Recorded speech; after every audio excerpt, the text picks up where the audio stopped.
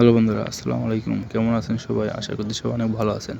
আজকে আমরা আমার পটলের জমিতে চারা রোপণ করব, তাই চারা কিনতে এসেছি এবং আমার চাচা আসছে সাথে, তাকে সঙ্গে নিয়ে আসছি। আমাদের প্রায় 100টার মতো গাছ লাগবে, আমরা 80টার মতো গাছ নিলাম। থেকে গাছ নিয়ে লাগাবো, লাগানোর পরে রেজাল্ট কী হবে দেখা যাবে। সম্পূর্ণ ভিডিও কাটছাট করে দেখানো হবে, তো দুঃখিত সেভাবে দেখানোর জন্য। এখন আমরা গর্ত খুঁড়ব, গর্ত খুঁড়ে সেখানে একটি চারা রোপণ করে আপনাদেরকে দেখাবো। তো ভিডিওটা দেখুন। আমরা গর্ত খুঁড়তে শুরু করলাম এবং সেখানে কিছু ঘাস পাতা ছিল, সেটাকে টেনে ছিঁড়ে ফেললাম। ছিঁড়ে ফেলার পরে আমি গর্ত খোলা শুরু করব।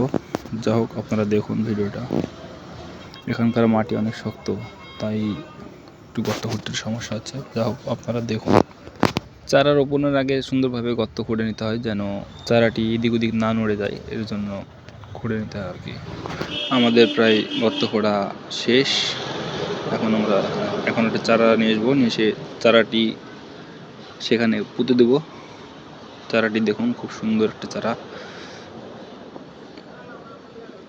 এইমাত্র আমরা নিয়ে আসলাম।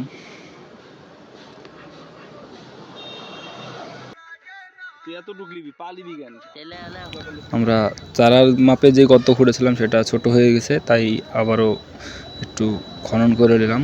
নেওয়ার পরে আবার সেখানে চারাটি রোপণ দেবো। চারা রোপণের আগে প্যাকেটটি সুন্দরভাবে কাটতে হবে, কাটার পরে সেখানে চারাটা সুন্দরভাবে বসে দিতে হবে। কিছু আগাছালা ছিল, সেখান থেকে পরিষ্কার করে নিলাম এবং সেখানে বসে দিলাম। দেওয়ার পরে সুন্দরভাবে চারিদিকে মাটি নামিয়ে দেবো এবং মাটিগুলো সুন্দরভাবে একটু চেপে দেবো, যেন পানি টানি দিলে কাতকুত না হয়ে যায়। আমরা সেখানে সব কিছু বিবেচনা করার পরে চারাটি সুন্দরভাবে রোপণ করে দিলাম।